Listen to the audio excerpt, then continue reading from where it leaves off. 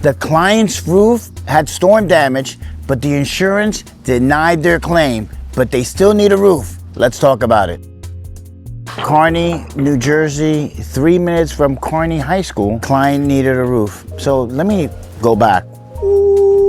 2 years ago, there was a big storm that happened in Kearney, New Jersey. A lot of shingles flew off on people's homes. A lot of people got their roofs replaced. Other people went through the insurance process and called the insurance and told them, hey, listen, I have leaks coming in, shingles are missing. I want to open up a claim. And the insurance company came out. We inspected this roof. And what happened was, at the end of the day, the insurance company said, we're just going to partially approve you, the interior and maybe some shingle repairs. And that's what happened. Ultimately, after we kept on fighting, they said they didn't have enough coverage. And a lot of people don't understand, and I don't want to be the insurance guy, but a lot of people understand when you pay for your homeowner's insurance, there are different little levels of things of protection that will protect you, whether there's mold, whether there's a flood, et cetera, right? So in this case, their roof was really not covered. So I just want to let you know, the policies are changing every single year and people are getting less coverage. Get a new homeowner's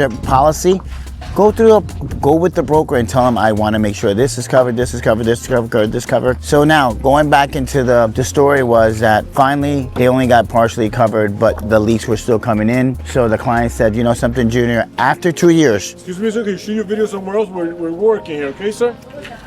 Okay, sir, what's your name?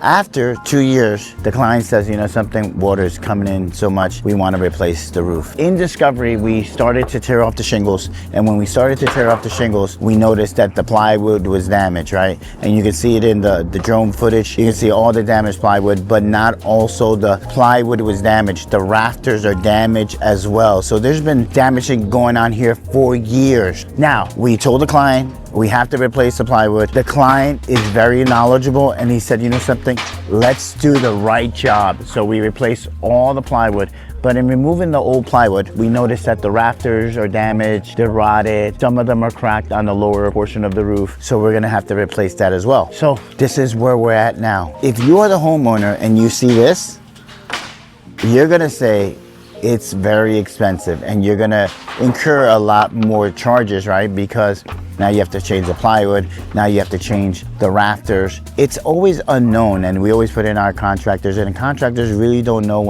until they actually tear off the shingles and actually see. It's just like a carpet. You buy a brand new home, or I apologize, you buy a home and then there's carpet.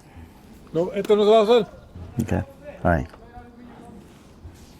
I think this is the video that had the most interruptions, but you know, I have nothing important to say. When you buy a home and there's carpet on the floor, you will never know if the hardwood floor underneath that carpet is good. You'll never know until you lift up the carpet and you view. It may be great and you just have to lightly sand and stain it, or it may be totally destroyed. In this case, that plywood was totally destroyed. So that is one of the things that may happen when you're replacing your roof. A lot of people don't understand that some roofs that we go to, we just did one last week, we teared everything off, everything was fine. The plywood was good, everything was good, and we just installed a brand new system, and that was it. On this portion, totally different. There was so many years of neglect that was not caught up. Little small leaks in different areas, little patch ups and stuff like that, and then so you really don't know until you pull off your roof. Now, I'm gonna be a realist, right, for a second, and I'm gonna tell you guys, you may say, Junior, I had the $15,000 saved up to do my roof, or I had the $10,000 to do my roof, and then this happens. What should I do? Go to the hospital. Go to the hospital. No, that's just a joke, right?